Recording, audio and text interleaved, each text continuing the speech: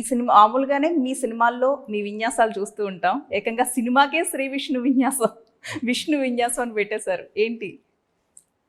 అంటే ఇప్పుడు పేరు పెట్టారు, క్యారెక్టర్ పేరు అది. ఒంగోలు బ్యాక్డ్రాప్లో జరిగే స్టోరీ. ఓకే.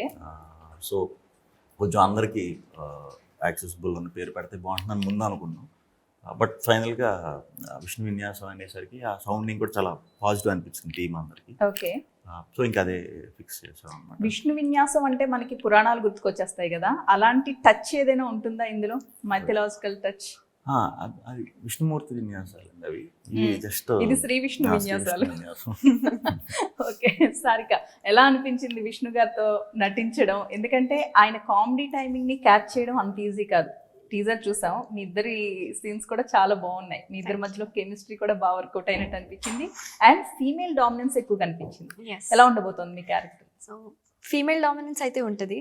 అండ్ విష్ణు గారు క్యారెక్టర్ కూడా లైక్ వెరీ పాపం లాగా ఉంది అందులో. అండ్ మామూలుగానే మాకు అలాగే అనిపిస్తుంది. అయ్యో ఈ మంచోడు విష్ణు. అవును. సో నా క్యారెక్టర్ అయితే చాలా సాడిజం. బేసిక్లీ లవ్లో పడినప్పుడు ఎలా విష్ణు గారిది లైఫ్ సర్కస్ అవుతుంది, అదే ఈ కథ. సో చాలా ఎంటర్టైన్మెంట్ ఉంది, చాలా ఫన్ ఉంది. క్యారెక్టర్ ఆర్క్ చాలా డిఫరెంట్గా ఉంది ఇద్దరిది. And working with him is really fun, and I hope we work together more in more movies. Of course, after this movie becomes a hit, people will love our jodi on screen. Yeah.